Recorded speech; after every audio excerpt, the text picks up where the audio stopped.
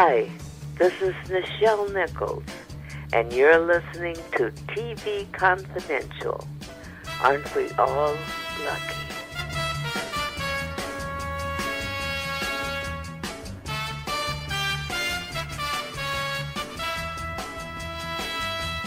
Ed Robertson, along with Chuck Harter, and our guest, Robert Hooks. Robert Hooks, founder of the Group Theater Workshop in New York City, the D.C. Black Repertory Company in Washington, D.C., and the internationally recognized Negro Ensemble Company in New York City. Among the many notable alumni of the NEC Negro Ensemble Company are S. Apertha Murkison, Denzel Washington, Samuel L. Jackson, Felicia Rashad, Debbie Allen, Richard Roundtree, David Allen Greer, Esther Roll, Al Freeman Jr., Roxy Roker, Glenn Turman, Sherman Hemsley, Lynn Whitfield, Rosalind Cash, Cheryl Lee Roth, Denise Nicholas, and Lawrence Fishburne. You can follow Robert on Facebook, facebook.com/the Robert Hooks, his website, roberthooks.com. Robert, before we went to break, we were starting to talk about your motivations behind starting the Negro Ensemble Company. Once you and Douglas Turner Ward and Gerald Crone got to work, what was your thought process when you put the company together? What were the essential elements that you three all thought it needed in order to become a reality and to sustain, to grow?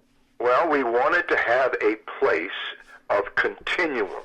We wanted a company not just to do a play here and there, but we wanted to have a company that would do 5 plays per season, that would have a training program for all aspects of theater, that would have, and it would be a tuition-free training program.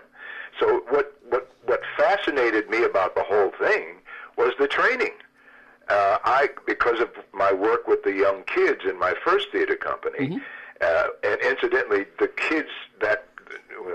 the young actors in the Group Theater Workshop were folded over into the Negro Ensemble Company when we started that. But, my motivation has always been to have a place where we could have classes, workshops.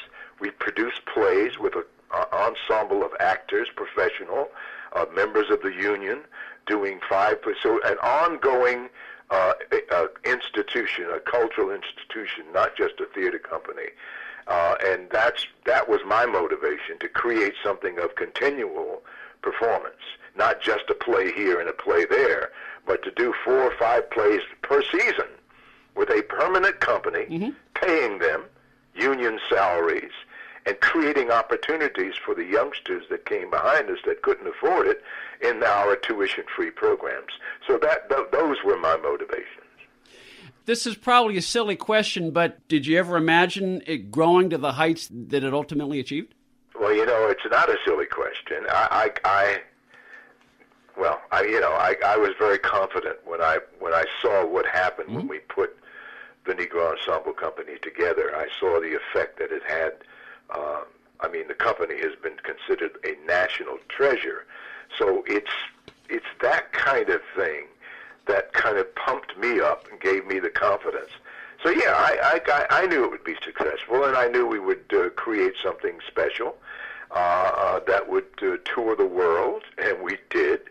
And so yeah, it may sound a little cocky, but no, I knew it was going to be successful. It just had too many important elements that were working for us. A great ensemble company of actors. And, of course, the Ford Foundation's grant helped a lot, because that's the only way we could do it. We got this $1.5 million grant for our first 3-year program. Now, that would be about $15 million today. So once we got the grant, get off the table, please. Get off the table. The cat is on the table. Off the table. That's okay. We've had cats and we've had dogs make cameo appearances on our show. But anyway, no, it's not a silly question. I knew it was going to be successful. It was, and it prompted a lot of look. There was a black theater movement because of the success of what we did, and it just caught on like wildfire. And most of the black theater companies in the country that still exist, it's still a very difficult thing to do, to sustain a company and because it's a nonprofit situation. And if you don't get the grants and the sponsors from the corporations, then you cannot have a company. We were fortunate in that. And then we were fortunate to get that big grant from the Ford Foundation of $1.5 million, and that started it all. But if we didn't have the grant, we could not have had the company. But if I had not produced Douglas's plays, we wouldn't have a company. So, but that's the only holdback from people creating theater companies in the communities, because they can't be profit-making organizations, because you have to go get grants and matching grants and funding from other sources that they can write off their income tax. So, the theater companies that I've started, or that anybody starts, have to be nonprofit. Now they're for-profit organizations, but the real problem with building cultural institutions in the community is that you have to have a Democrat in the White House, a Democratic Congress, because when Republicans come into control in Washington, they automatically, and for some strange reason they think this is a good thing, they cut the legs out from under the National Endowment for the Arts, the education department. It's ridiculous. And I'm just saying this because I know the Democrats don't do that. The Democrats want there to be a National Endowment for the Arts, so they fund it. And once the National Endowment for the Arts gives a grant, you can go match that grant, and you can start theater companies all over the place. Well, we could have an entire conversation on the amount of green you need to build, whether it's an African-American theater or any amount of theater. That's right. Right. On the line with us is Emmy Award-winning and Tony Award-nominated actor and producer Robert Hooks. This is kind of related because I understand that another major supporter of the Negro Ensemble Company in the early years was your friend and colleague David Susskind. Yeah, David. Well, of course, I was working for David at the time, and I could call on him. I was doing a series, the first television series about a black police detective, and Susskind, of course, he was a dear friend, first of all, and made it possible for a lot of funding that came our way was because David made a call here and a call there, and he was all for what we were doing because, there was a period. We're talking about the 60s. We're talking about gangs, drugs. We're talking about all that stuff. And, of course, the civil rights movement. And David was right there. And David was a dear friend. And rest his soul, he did a lot of, he supported my efforts a lot.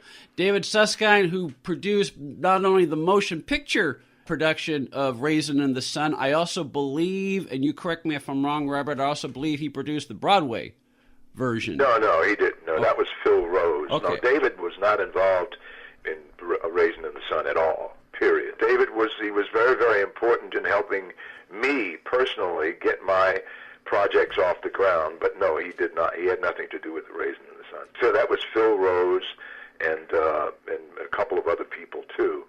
But not David, although David's a good guy. Very, very, very good guy. David Cogan was Phil Rhodes' co-producer on Raisin in the Sun, but that was back in 58, 59. But a lot of people think, for instance, that Gerald Crone, my co-founder of the NEC, was the producer of the very first play that started the whole thing, Happy Ending and Day of Absence by Douglas Turner Ward. And it's funny because I produced the play. I produced the play with my first production company and hired Jerry Crone because I had met Jerry Crone when I was doing a play before that, a Leroy Jones play called Dutchman. And Jerry and his wife, Dorothy Olam, were managers. They had a theater managing company, and that's how I met him. And so when we started the Negro Ensemble Company, Gerald Crone was working for me at the time as the company manager for Happy Ending and Day of Absence. But a lot of people think that Jerry Crone produced Happy Ending and Day of Absence. And unfortunately, it's because Jerry was the only white member. When they see the three of us, they go, oh, he must be the producer. But anyway, I guess people felt that way about Susskind and Raising the Sun, too, I guess.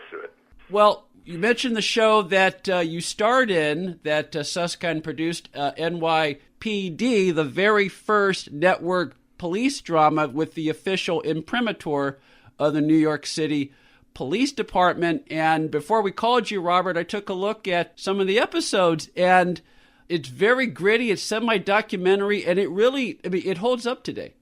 Well, it does, and it certainly held up then. And all the cases from NYPD were actual cases from the files of the New York Police Department. There was no, they were all of those stories, and Susskind got writers to just pull those files and write screenplays out of them, and that's. But it was, and we shot the whole thing on the streets of New York. 80% of it on the streets of New York. We had our studio down in the East Village, where you had to climb over homeless people to get into the building. But it was a nitty-gritty show, and I was fortunate to be one of the stars of the show, along with Jack Warden and Frank Converse. And we had so much fun shooting that show. Jack Warden, he's always been one of my favorite performers, and I understand he was one of your mentors as an actor. Well, no. I mean, Okay. he certainly was one of the dearest friends, and I learned a lot. But no, I was acting long before I met Jack. But no, Jack Warden was. First of all, Jack Warden is one of the great actors that I've worked with, Mm-hmm. but he was also one of the funniest human beings that I ever met in my life. He had us on that set laughing all the time, even though we were doing great serious drama. Mm-hmm. He just kept us in stitches all the time. He would do things like we'd shoot a scene, and then they would do a close-up. You shoot the master, Mm-hmm. you shoot over the shoulder, and then you shoot close-ups. And whenever we would do our close-ups, Jack would be off camera, of course, and feeding our lines, and we'd do the same.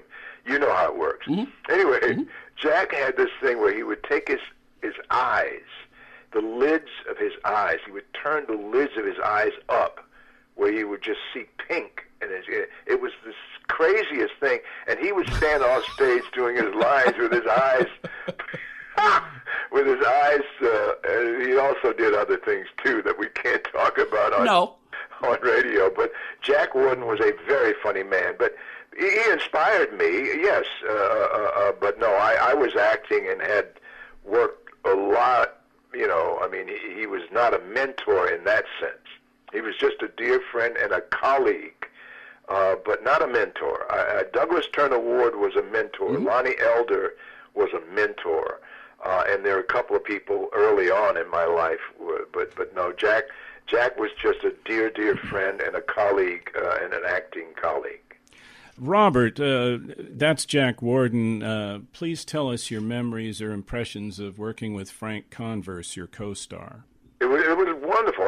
He and I had worked in a movie together, Otto Preminger film together, and when we did NYPD, I got to tell you, that the original NYPD was done, and they loved the pilot. We just shot the pilot, right? Mm-hmm. They loved the pilot. They didn't like anything else about the show. They didn't like my co-star, whose name was Robert Vajero, and they didn't like anything else about the thing. So they kept me.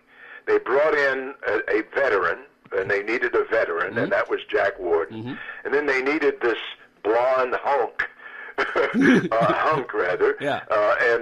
And there was Frank Converse, who was a stage actor like myself, mm-hmm. And we hit it off real quick because we were stage actors. We were, we talked theater all the time, even when we were shooting film. But he was just wonderful to work with, and I met, we were very close. He and his family, his wife and his two kids, and it was wonderful working with the two of them. We were something else together. We were something else together on that show. But it was great working with Frank Converse. I don't know where Frank is today. He was living in Connecticut and doing like regional theater in Connecticut, but he kind of like did not pursue acting for film that much, and so I know he did a lot of stage, and he still may be doing stage. Of course, Jack's gone, but yes. It was wonderful working with Frank.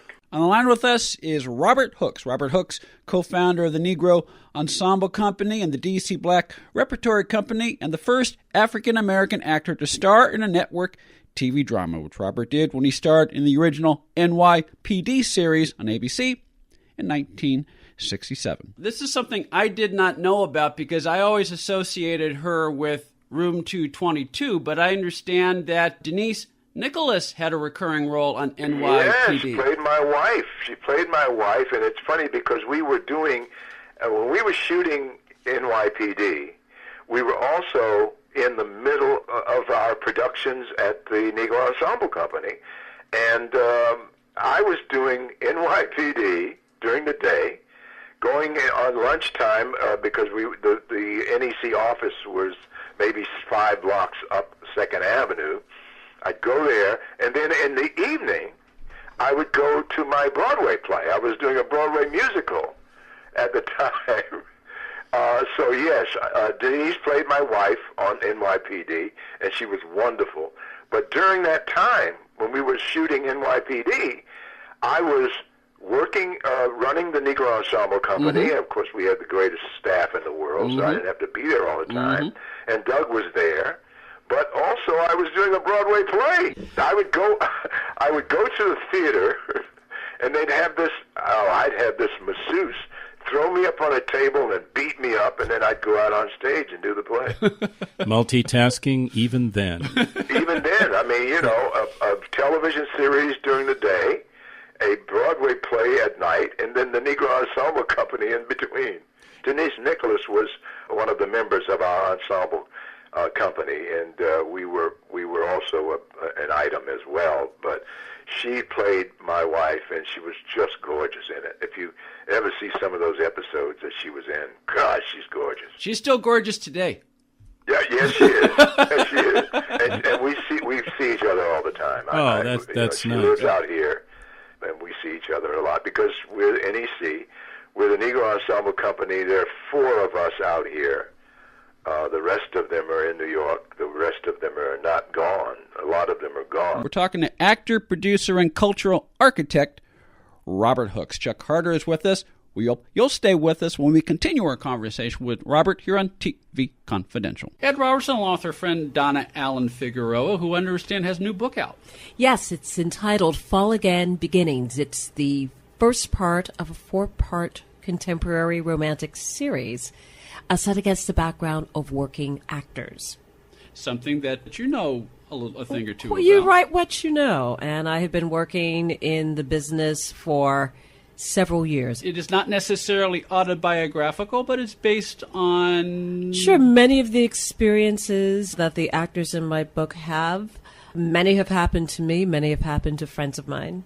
It's not, if you're looking for Valley of the Dolls, it's not, it's grounded in reality. It is grounded in reality, and it's the first in a series. Yes. Called the Fall Again series. Fall Again. Which is available as a paperback as well as an ebook and in Kindle at fallagainseries.com. One more, Anna. Most of you probably know that Ernie Kovacs is considered television's original genius because of his groundbreaking work in the early days of the medium. But did you also know that Ernie Kovacs was also a gifted sketch artist? It's true. As a matter of fact, early in Ernie's career, one of his favorite TV segments was his illustrated Profusely's, a visual improv that was set to music that enabled viewers to watch Ernie's fertile mind go to work as he quickly sketched doodles. Frequently drawn in pencil and sometimes using colors, these abstract, sometimes surrealistic images soon took shape and were eventually revealed on camera. Now, just in time for the holidays, our friends at Shout Factory are proud to present exclusive Ernie Kovacs lithograph sets featuring 10 limited edition sketches that were originally born as Profusely's and later recreated. These lithographs have never been seen before nor have they ever been sold before. Available either professionally framed for $1,000 or unframed for $250, these limited edition Kovacs lithographs bring to life Ernie's fertile creativity as never before available. For more information on the Ernie Kovacs limited edition set of 10 lithographs, go to shoutfactory.com. And while you're there, check out Ernie Kovacs The Centennial Edition, the new 9-DVD configuration featuring 22 hours of the very best of Ernie Kovacs. Ernie Kovacs The Centennial Edition, also available at shoutfactory.com. Hello, this is Robert Wagner, and you are listening to TV Confidential. Ed Robertson with a reminder that the next edition of TV Confidential will premiere next week on this station at the usual time. Our guests will include actress, author, and philanthropist Joyce Bulifant. We hope you join us for that. In the meantime, Chuck Harter is with us as we continue our conversation with our guest this hour, Robert Hooks. Robert Hooks, the first African-American actor to star in a network TV drama, that drama being the groundbreaking ABC series N.Y.P.D. N.Y.P.D., the first TV cop show with the official imprimatur of the New York City Police Department, and the first network drama to portray an African-American police officer as one of its regular characters. Robert's website, roberthooks.com. You can follow him on Facebook, facebook.com/the Robert Hooks. Chuck? Here's a question, Robert. You said that the scripts or stories in NYPD were taken from actual police cases. Yes. What was the reaction of the New York Police Department to the series? Was it awarded? Did the police all tell you you're wonderful? The NYPD, well, first of all, we had great technical advisors from the police department, and we had to get it right because we were right there in New York. They absolutely loved our show. They loved the show, the way the show was written, and because it was from their files. And they also, and you got to give David Susskind, and then there was, after David, we had Dan Melnick. Dan Melnick came in and took the show over from David. But no, they made sure that that the police department was going to be happy with the show, and they were.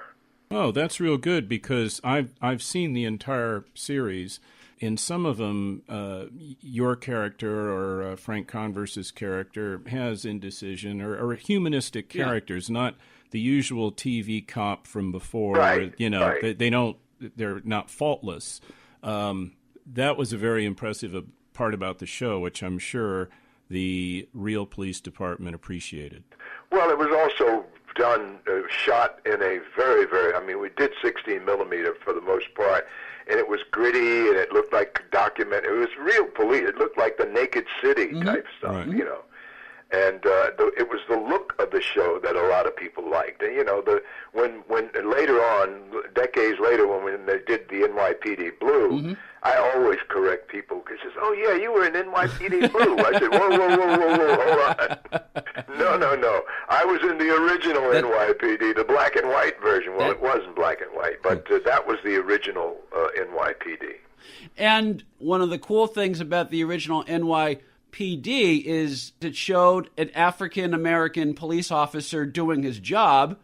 Absolutely. With that quote-unquote being relevant, which at that time it seemed every dramatic episode on network television would have their obligatory relevant episode, once a season. Yeah, and that was not necessary. I mean, when we did NYPD, and that was one of the great things about doing that show, is that we could just be ourselves, and the writers were on that show were amazing too.